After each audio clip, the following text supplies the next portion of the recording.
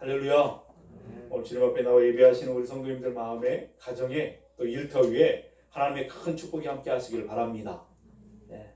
성령 강림절, 우리 성령님의 기름 부으심이 충만하여 오늘 읽혀진 말씀이 해석되고 선포되어질 때 하나님의 음성으로 들려지고 깨달아지는 그런 축복이 있기를 바랍니다. 성경은 말씀하신 것처럼 성령이 감동하셔서 기록되어진 하나님의 말씀이죠. 그래서 우리는 성경을 읽을 때마다, 성경의 말씀을 들을 때마다 다양한 하나님의 은혜를 만나기도 합니다. 때로는 우리의 마음이 무너져 있을 때 그 말씀을 읽다가 위로를 받기도 하죠.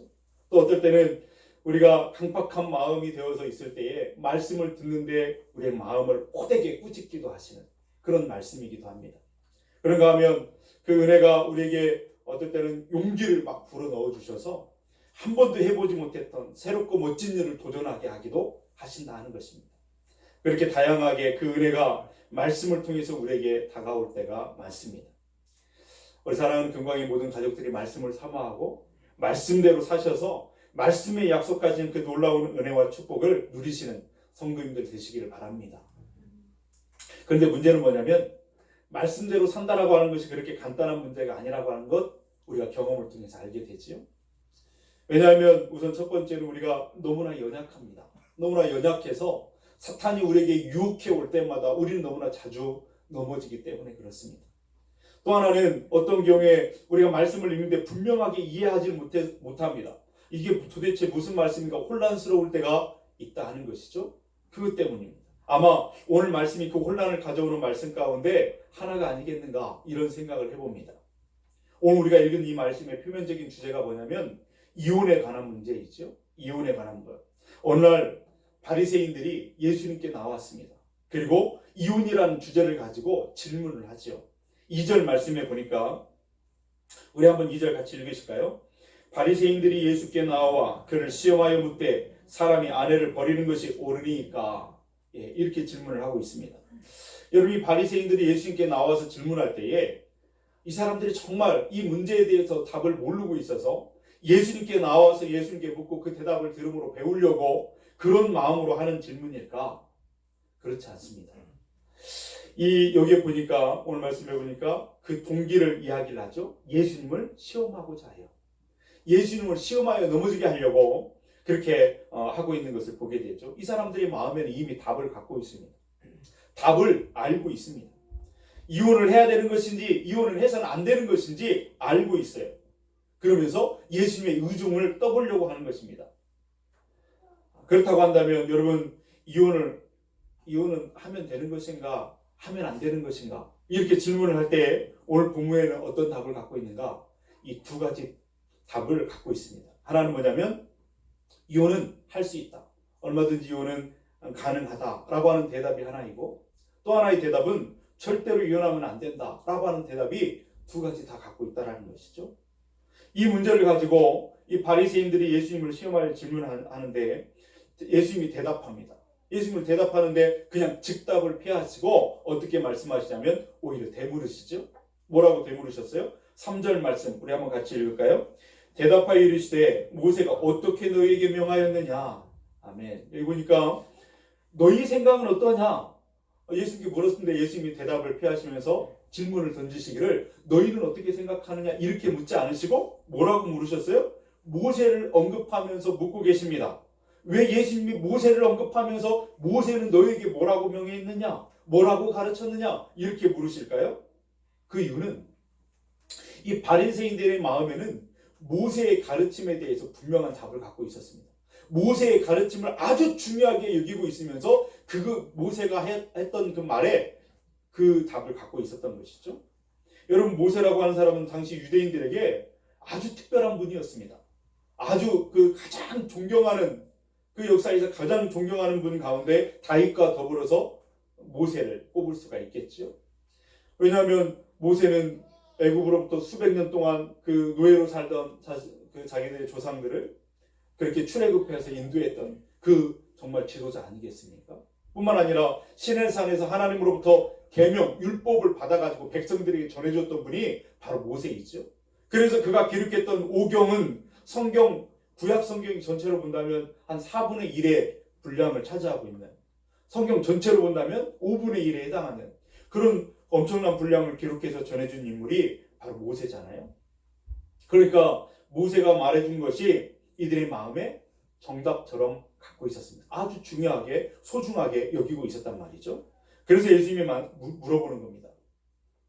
너희 생각은 어떠하냐 물어보지 않고 모세는 어떻게 너에게 가르쳤느냐 이렇게 묻고 계신 겁니다. 그랬더니 4절에 이 사람들이 모세에게 배운 대로 그렇게 대답을 합니다. 뭐라고요? 4절 말씀 같이 읽습니다. 이르되 모세는 이혼 증서를 써주어 버리기를 허락했습니다. 예, 이렇게 말하고 있습니다. 실제로 모세는 신명기 24장 1절의 말씀에 보니까 신명기 24장 1절에 보면 그렇게 가르쳤습니다. 한번 같이 읽어볼까요? 사람이 아내를 맞이하여 데려온 후에 그에게 수치되는 일이 있음을 발견하고 그를 기뻐하지 아니하면 이혼 증서를 써서 그의 손에 주고 그를 자기 집으로 내보낼 것이요. 예, 이렇게 말하고 있습니다. 내보내라 이렇게 말하고 있죠. 그래서 당시 유대인들이 모세의 이 가르침을 다 알고 있었습니다. 아주 모세의 말씀을 아주 귀중하게 여기고 있었으니까 바리새인이라고 하면 바리새인 정도 되면 이 모세의 말씀을 다 알고 있었어요. 그래서 이혼할 수 있는가라고 하는 문제 앞에서 이혼을 그렇게 대수롭게 생각하지 않았습니다. 이혼을 부끄럽게 여기기도 않았다 하는 것입니다. 모세가 할 수 있다라고 말했는데 그것이 부끄러운 일이겠는가? 이들은 그렇게 생각을 했을 것입니다. 여러분 이 이야기를 예수님께 물으실 때 한번 생각해 보십시오. 은밀하게 조용히 예수님께 다가와가지고 예수님께 물어본 것이 아니에요. 1절에 보는 것처럼 수많은 무리들이 예수님의 말씀을 배우기 위해서 모였습니다. 지금 예수님 주변에는 많은 사람들이 모여 있거든요. 그러니까 바리새인들이 와갖고 이 질문을 할 때는 공개적인 질문이었습니다.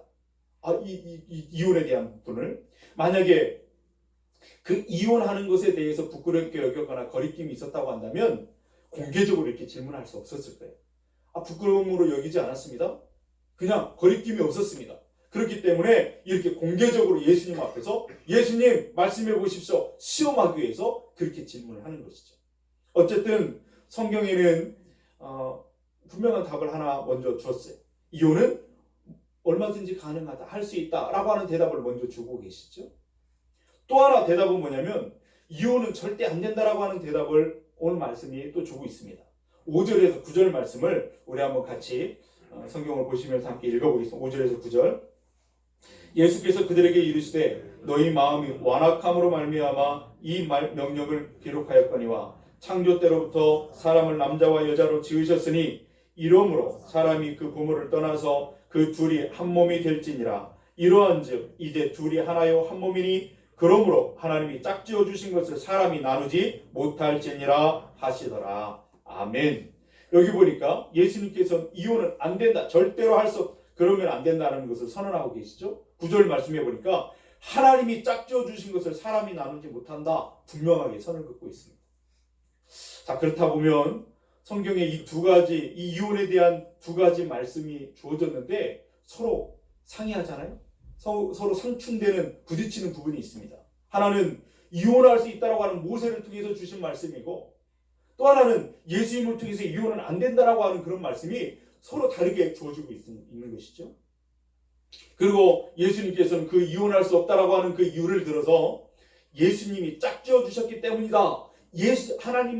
하나님이 짝지어 주셨기 때문이다라고 하면서 하나님을 근거로 이혼할 수 없다, 이혼하면 안 된다라고 말씀을 하고 계십니다. 그런데 엄밀하게 따지면 또 이혼이 가능하다 말했던 신명기 24장에 있는 말씀도 사실은 모세 개인의 생각이 아니거든요. 하나님의 말씀을 받아서 그것을 전달한 말씀이기 때문에 그것도 하나님의 말씀입니다. 그럼 무슨 말이에요? 이혼하면 안 된다? 이혼해도 된다. 이 모든 것이 다 하나님의 말씀이에요. 둘 다 하나님의 말씀이라면 어떻게 하는 게 좋을까요? 어떤 지혜를 얻어야 맞을까요? 이때 이제 혼란을 갖게 되는 거죠. 도대체 어떻게 하란 말이야? 그렇죠? 이런 문제를 고민하게 될 때 언제나 그 답은 말씀 가운데 있습니다. 그렇기 때문에 이런 이혼의 문제에 대해서도 이렇게 혼란스러울 때 또 다른 말씀을 통해서 그 답을 우리는 해결책을 찾아가야 된다는 것이죠. 그때 우리에게 좋은 영감을 주는 책이 뭐냐면 구약 성경의 호세아서입니다. 여러분, 그 호세아서를 하나님께서 우리에게 주신 이유를 오늘 이 말씀과 연관되어져서 우리가 한번 생각해 볼 필요가 있습니다. 오늘날 하나님께서 호세아라고 하는 사람을 부르셨습니다. 그리고 그를 선지자로 세우시고 고멜이라고 하는 여자와 함께 결혼을 하게 하셨습니다. 근데 이 고멜이라고 하는 여자는 정숙하지 못한 여인이었어요. 바람기가 다분한 여자였죠. 그래서 남편으로 맞이했던 호세아를 끝까지 사랑할 수 없는 여자였습니다.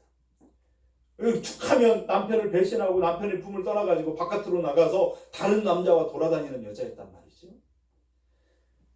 그렇다면 이 남편인 호세아가 이 여인의 행실을 통해서 이제 어떻게 반응해야 맞을까요? 모세의 율법을 아는 사람이라고 한다면, 하나님의 가르침을 들었던 사람이라고 한다면, 신명기 24장 1절식으로 한다면 얼마든지 그 여자와 이혼해야 될 것입니다. 갈라서야 마땅하죠. 버려야 마땅할 것입니다. 그런데 호세아서는 우리에게 뭘 보여주냐면 호세아는 그렇게 하지 않았다라는 거예요. 바람을 피고 있는 고멜을 찾아갑니다. 그를 달래고 그를 설득하고 그를 용서하고 다시 집으로 돌아오게 하죠. 이런 일이 계속 반복돼요. 또 나가면 또 가서 달래고 또 용서하고 또 데려오고, 그런 일을 반복해서 하니까 아마 동네 사람들은 그랬을 거예요. 혀를 찼을 겁니다. 연습했습니다. 아니 저런 바보 같은 인간이 다 있는가. 아니 모세도 그런 여자가 있으면 이혼유서 써주고 그냥 헤어져 버리라고 했는데 뭐 하는 것인가 도대체 바보같이, 이렇게 사람들은 비웃을지도 모릅니다. 그렇다면 여러분, 호세아가 고멜을 그렇게 용서하고 다시 데려오고 그렇게 했던 이유가 어디에 있을까? 모세가 그런 여자하고는 이혼해도 좋다라고 그 가능성을 말씀해 주셨는데도 불구하고 그는 이혼하지 않은 이유가 어디에 있을까? 여러분, 그 질문에 대한 대답을 찾는다고 한다면 그것은 한 가지일 겁니다. 무엇이냐면 사랑 때문이었습니다. 호세아가 여전히 고멜을 사랑했기 때문에 이혼하지 않은 것이죠. 여러분 생각해 보십시오. 만약에 사랑하지 않았다고 한다면 조금도 거리낌이 없을 거예요. 아니 나를 배신하고 다른 남자 품에 있다고 하는 것을 본다면 당장에 버리고 포기하고 이혼해버릴 것입니다. 이혼 후에도 아니 나는 성경대로 말씀대로 했다라고 그렇게 변명할 것입니다. 그런데 호세아는 그녀를 사랑했기 때문에 이혼하지 않았다라는 것을 보게 되는 것이죠. 여러분, 여기서 우리는 한 가지 중요한 것을 깨닫게 되는데 그게 뭐냐면, 오늘 말씀에 마가복음 10장에서 이혼이 가능하냐 불가능하냐 이 법률적인 이런 문제를 가지고 지금 논쟁하는 것처럼 보이지만 사실은 호세아서의 말씀과 연결지어서 보면은 이 이혼의 문제는 법률적인 문제가 아니라 결국에는 사랑의 문제라고 하는 것을 우리가 깨닫게 된다는 것입니다. 사랑의 문제로 귀결된다라고 하는 것을 우리가 알 수가 있는 것이죠. 사랑 앞에서 법이라고 하는 것은 아무런 의미가 없습니다. 아무리 법적으로 이혼이 가능하다 하더라도 내가 사랑하면 함께 사는 거예요. 아니 내가 법적으로 절대로 안 된다고 하더라도 사랑하지 않으면 갈라서는 것 아니겠습니까? 그러니까 법적으로 이혼이라고 하는 것이 가능한가 가능하지 않는가 라고 하는 이 문제는 본질의 문제가 아니라 진짜 그 본질의 문제는 사랑하고 있는가 사랑하지 않는가 라고 하는 이 사랑이라고 하는 주제가 이 오늘 말씀의 밑바닥에 흐르고 있는 진짜 주제라고 하는 것을 우리가 깨닫게 된다 하는 것입니다. 그렇다고 한다면 여러분, 하나님께서 성경에 이 호세아의 사랑 이야기를 기록해서 우리에게 읽게 하시는 그런 의도가 무엇일까라고 하는 것이죠. 아니 이 거룩한 성경에 이 바람난 고멜의 이야기, 이 바람난 여자 이야기를 하면서 이 여자를 버리지 못하고 끝까지 바보처럼 사랑하면서 그를 계속해서 설득하고 용서하고 용납하고 그렇게 품는 그 한 남자의 바보 같은 사랑 이야기를 왜 기록하셔서 우리에게 읽게 하시는가? 도대체 무엇을 말씀하시려고 우리에게 이 말씀을 들려주고 계시는가? 우리는 생각해 봐야 됩니다. 그것은 이 호세아라고 하는 한 남자의 바보 같은 사랑 이야기를 통해서 하나님 당신의 사랑 이야기를 우리에게 들려주고 싶은 것이죠. 그렇다면 도대체 하나님은 누구를 그렇게 사랑하고 그토록 사랑하고 계시는가? 우리는 한번 생각해 봐야 됩니다. 여러분 알고 계십니까? 하나님도 결혼하셨다는 사실을? 우리 하나님 결혼하셨습니다. 깜짝 놀라시는 분들이 계시는데 그래서 하나님도요 뜨거운 사랑을 하시거든요. 결혼하셔가지고 아주 뜨거운 사랑을 하고 계시기 때문에 호세와 같은 그런 사람의 이야기를 통해서 그걸 우리에게 알려주고 싶으신 것입니다. 그렇다면 하나님은 영이신데 절대자이신데. 근데 그분이 어떻게 누구랑 결혼했단 말인가 놀라셔서 지금 눈을 동그랗게 뜨고 저를 쳐다보시는 분이 세 사람이 계셨어요. 제가 알려드립니다. 성경에 하나님은 당신이 장가드셨다는 얘기를 여러 군데서 하십니다. 한 군데만 찾아보면 호세아서 2장 19절에서 20절 말씀에 보면요 이렇게 말씀하시죠. 한번 읽어볼까요? 내가 네게 장가들어 영원히 살되 공의와 정의와 은총과 긍휼이 여김으로 네게 장가들며 진실함으로 네게 장가들리니 네가 여호와를 알리라. 아멘. 여기 보니까 세 번이나 하나님이 장가들었다고 이야기를 하잖아요. 장가든다고. 누구에게 장가들으셨을까요? 배우자는 누구일까요? 하나님의 배우자는 하나님의 신부는 이스라엘 백성입니다. 이스라엘 백성. 그러면 이스라엘은 하나님을 어떻게 불러야 맞을까요? 내 남편이라고 부르는 거예요. 여러분 호세아 2장 16절 그 말씀을 보십시오. 거기에 보면 한번 읽어볼까요? 여호와께서 이르시되 그날에 네가 나를 내 남편이라 일컫고 아멘. 내 남편이라 일컫고.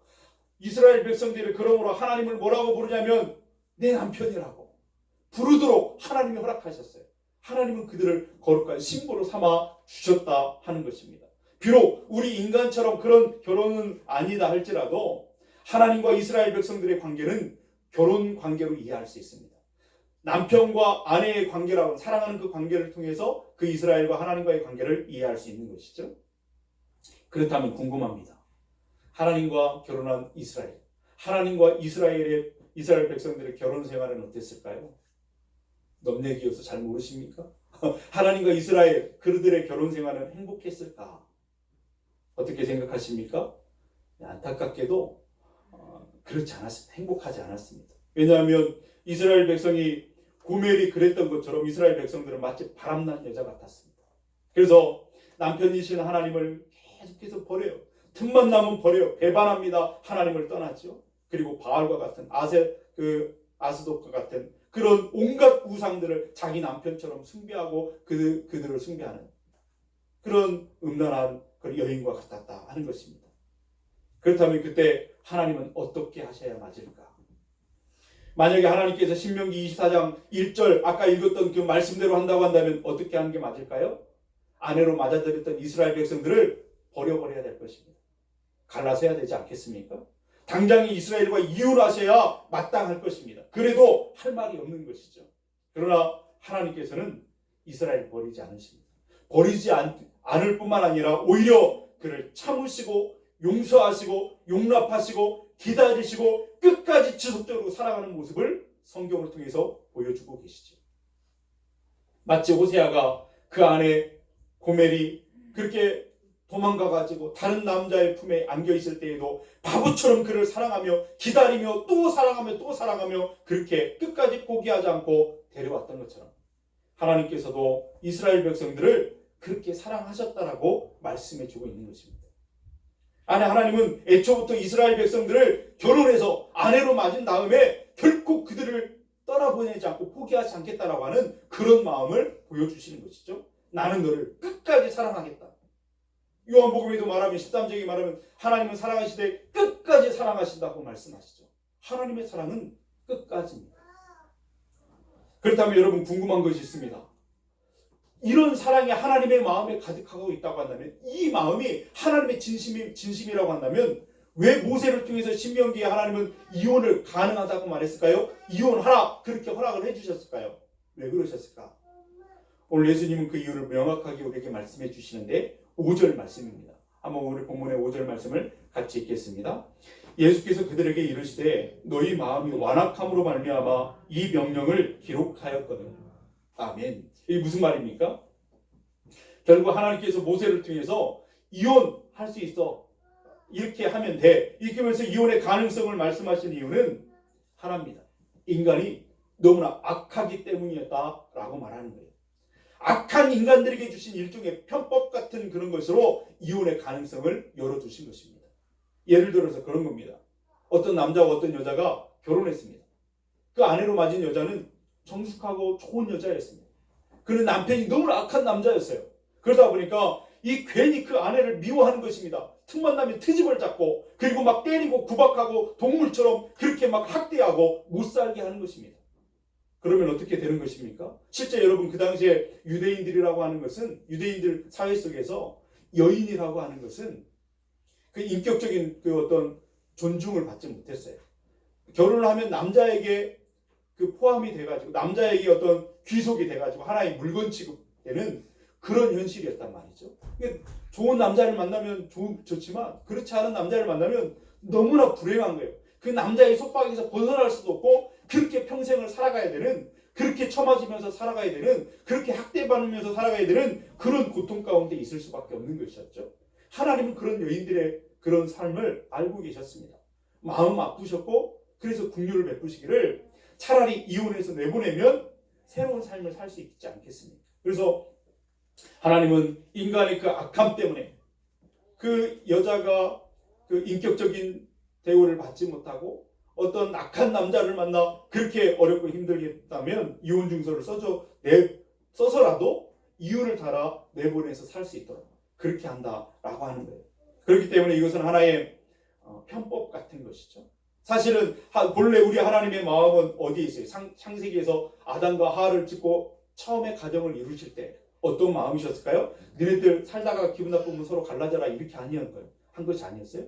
갈라지지 말고 함께 서로 협력하여 행복한 삶을 살라고 그렇게 하는 것이 하나님의 본래의 뜻이었죠. 그런데 남편이신 우리 하나님, 우리 남편으로 우리를 신부로 맞아주신 그 남편이신 하나님은 우리 인간처럼 악한 분이 아니십니다. 그분은 선하신 분이시죠. 항상 선하신 분이십니다. 그분은 언제나 옳으신 분이시죠. 온전하고 완전하신 분이십니다. 그분의 사랑도, 그래서 우리를 향한 사랑도 완전하십니다. 그러니까 이스라엘 백성들이 하나님을 배신하고 우상 앞에 나아가서 우상 숭배자가 되었을 때에도 하나님을 한 번 아내로 맞았으니 그 사랑을 이루시기 위하여 포기하지 않으시는 거예요. 버리지도 않으시는 거예요. 갈라서지 않으십니다. 끝까지 그들을 가슴에 품고 계시는 그 사랑을 우리가 보게 되는 것이죠.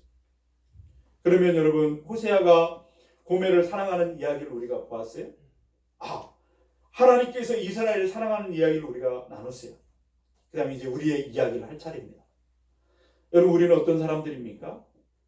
이스라엘 백성들이 하나님의 신부, 거룩한 신부가 되었다, 아내가 되었다고 한다면 저와 여러분도 새 이스라엘이 되어 우리 하나님의 신부가 된 줄로 믿습니다. 우리는 하나님과 결혼한 사람들입니다. 별로 믿어지지 않으시는 것 같은데 다시 한번 말해볼까요? 우리는 하나님의 거룩한 신부가 되었습니다. 그렇다면 하나님과 우리 사이의 결혼 생활은 어떠십니까? 우리는 어떤 아내가 되기를, 제대로 내 남편인 하나님을 얼마나 사랑하고 계십니까? 하나님과의 결혼 생활은 행복하십니까? 여러분의 하나님을 향한 그 사랑은 찐입니까? 무슨 말인지 아시죠? 얼마나 그 농도가 짙으십니까? 하나님은 여러분, 먼저 우리가 어떻게 하나님을 사랑하며 살아야 될까? 그거 먼저 전에 하나님께서 우리를 먼저 어떻게 사랑하셨는가? 우리가 받은 사랑은 어떤 사랑인가를 먼저 생각해 봐야 됩니다. 여러분, 하나님께서 우리를 얼마나 어떻게 사랑하셨습니까? 사실 우리는 정직하게 고백한다면 바람난 고멜과 같은 여인은 아니었는가? 우리는 고백할 수밖에 없습니다.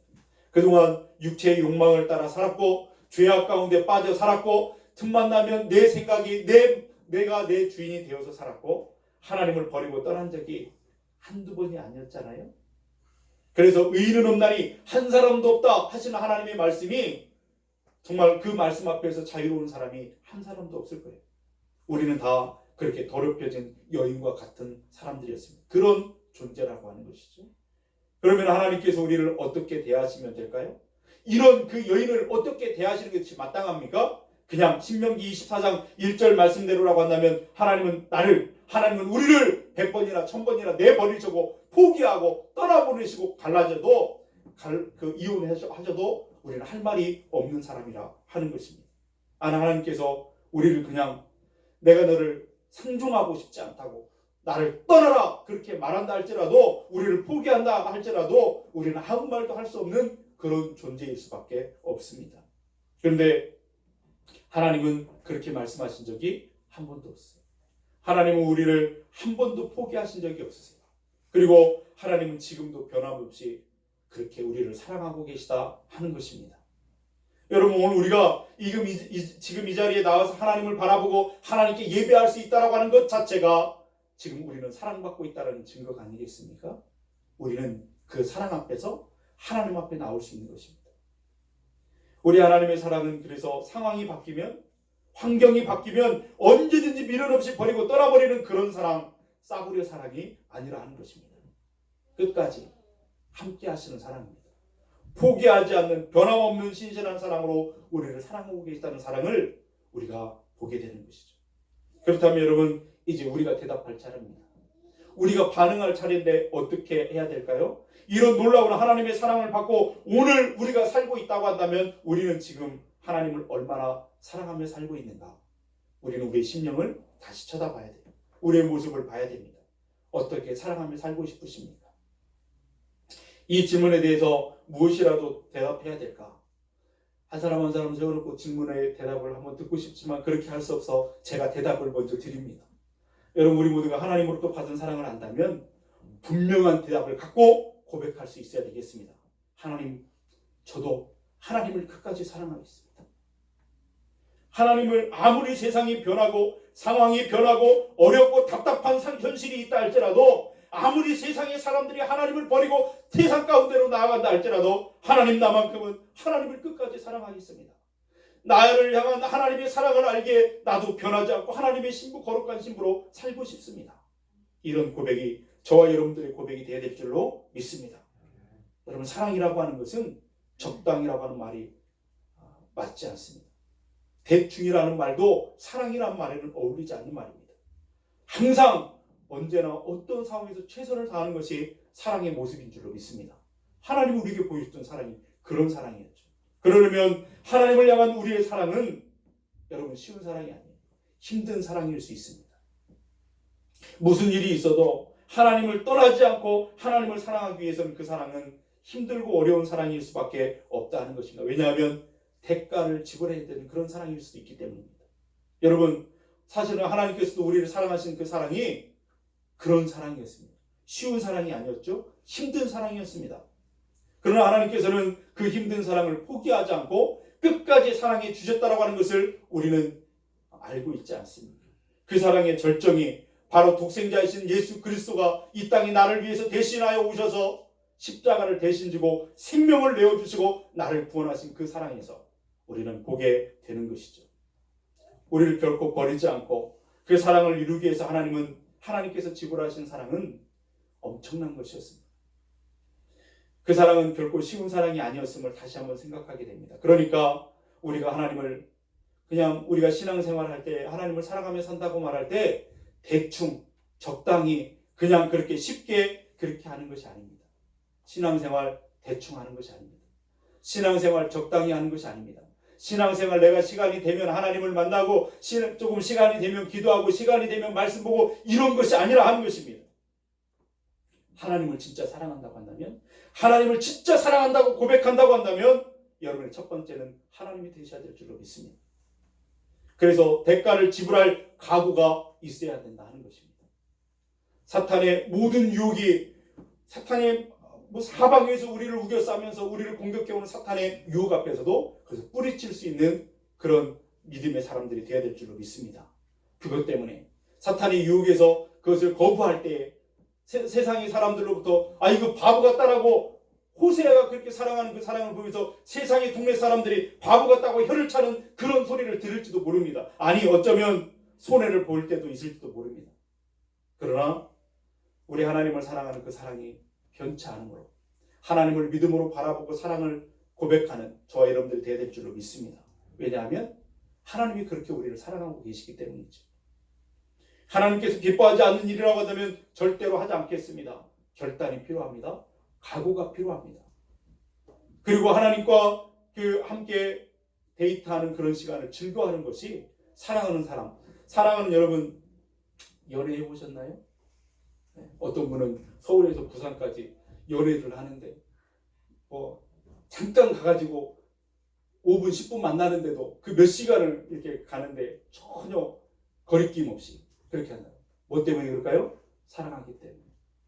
사랑하기 때문에. 바라만 봐도 보고 싶은 것이죠. 보고 있어도 보고 싶은. 예, 그런 사랑을 사랑하기 때문에 대가를 지불하는 것이 아깝지 않습니다. 사랑하기 때문에 내 시간도 내 재능도 내 모든 것을 드려도 아깝지 않은 것이 사랑이잖아요. 하나님을 향한 사랑이 그런 것이 되어야 될 줄로 믿습니다. 우리를 향한 하나님의 사랑은 그런 것이었잖아요. 목숨을 주기까지 하나님은 아까워하지 않고 우리를 위해서 내어주신 그 사랑이라면 우리도 주님을 향한 사랑이 적어도 그와 닮은 사랑이 되어야 되진 않을까요? 우리는 그 사랑 앞에서 하나님과 즐거운 데이트를 즐길 수 있는 사람들이 되어야 될 줄로 믿습니다.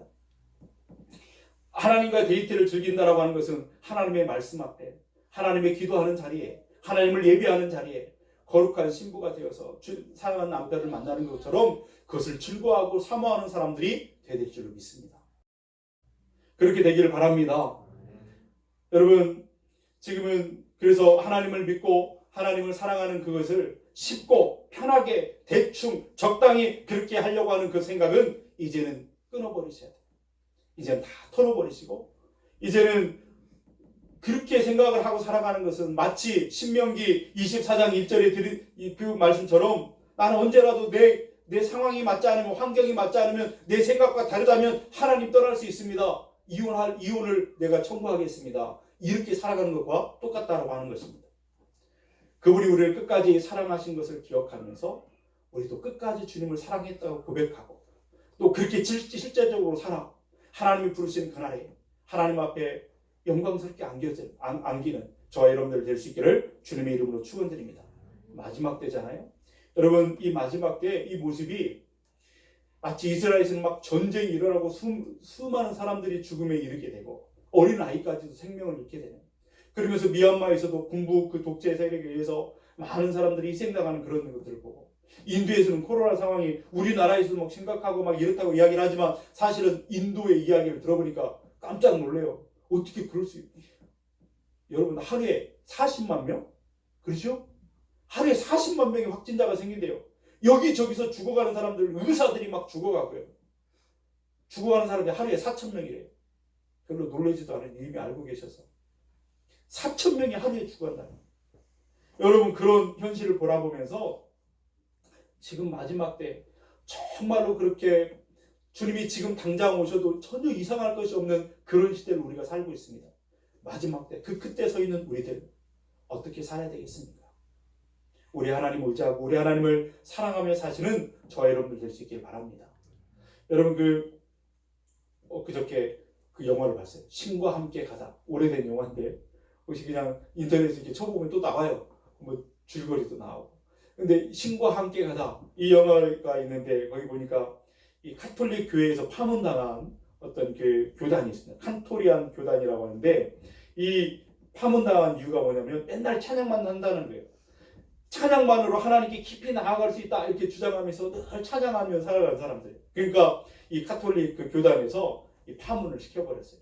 이 파문을 당하고 나니 이단처럼 파문을 당하고 나니까 다 그냥 후원도 끊어지고 사람들도 끊어지고 다 이렇게 열악한 환경이 될 수밖에 없었어요. 그래서 독일의 한 군데, 이탈리아의 한 군데 다 무너져가는 수도원 딱 2개만 남고 다 이제 문을 닫게 되었습니다. 이 독일의 이제 그 수도원에는 4명의 수도사가 있습니다. 이 4명의 수도사가 있는데 갑자기 원장이 빚이 있고 막 빚 독촉을 그러니까 스트레스를 받다가 갑자기 돌아가셨어요. 그래가지고 빚도 많고 찾아오는 사람도 없고 수도원은 유지할 수도 없고 그러니까 남아있는 3명의 수도사가 이러지 말고 우리 이탈리아에 있는 우리 형제 수도원에 가자. 거기서 우리가 마음껏 찬양하면서 그렇게 남은 생애를 살자. 이렇게 하면서 이제 대대로 물려오는 그 구약집을 가슴에 품고 그것을 가지고 이제 이탈리아로 떠나게 되죠. 먼 길을 가게 돼요. 영화 이야기입니다. 네, 제가 길게 하면 안 되거든요. 근데 이렇게 하는데 세상에 3명이 이제 세상으로 나가서 이제 이탈리아로 가는데 세상 물정을 몰라요. 맨날 수도원에서 찬양만 하고 살던 사람들이니까. 세상 물정을 몰라요. 그러니까 뭐 보는 것들이 다 신기하고 다 그냥 막 어색하고 막 그렇단 말이죠. 그러다가 그들에게 이제 유혹이 찾아옵니다. 세상 가운데로 나가서 너무 뭐 무서운 유혹들이 찾아와요. 젊은 수도사에게는 아름다운 여자가 붙더니 그 여자의 어떤 유혹이 찾아옵니다. 그리고 또 한 사람에게는 어렸을 때 집에서 나왔었는데 그 다 버려버리고 그 가족들과 남은 생애는 살고 싶다라고 하는 그 유혹이 하나님을 떠나서 그냥 그들과 이제 살고 있다 그렇게 하는 유혹이 찾아옵니다. 또 한 사람에게는 그 막 공부하는 어떤 그런 것을 좋아하는 사람이었는데 가톨릭 교회로부터 명예와 재산이 주어지면서 거기서 머물고 싶은 그런 유혹이 이렇게 찾아오게 되죠. 그래서 그 유혹에 이 사람들이 잠시나마 넘어가게 됩니다. 다 뿔뿔이 이렇게 흩어지면서 그 유혹 가운데 빠져가지고 헤매이고 있어요.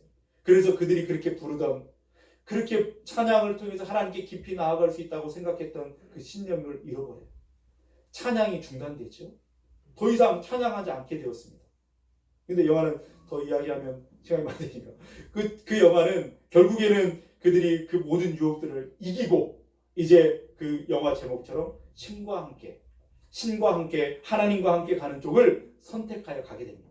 끝까지 그 길을 가게 돼서 이탈리아 그 형제들이 있는 수도원에 도착하게 되죠. 그리고 잃었던 찬양을 다시 회복하여 찬양하게 되었다. 이런 내용으로 이렇게 됩니다. 영화 중간중간에 이제 그 아름다운 찬양이 이제 이렇게 곳곳에 들려지는데 한 번은 그런 오르가랑과 함께 이제 찬양이 불려져요. 이 네 사람이요?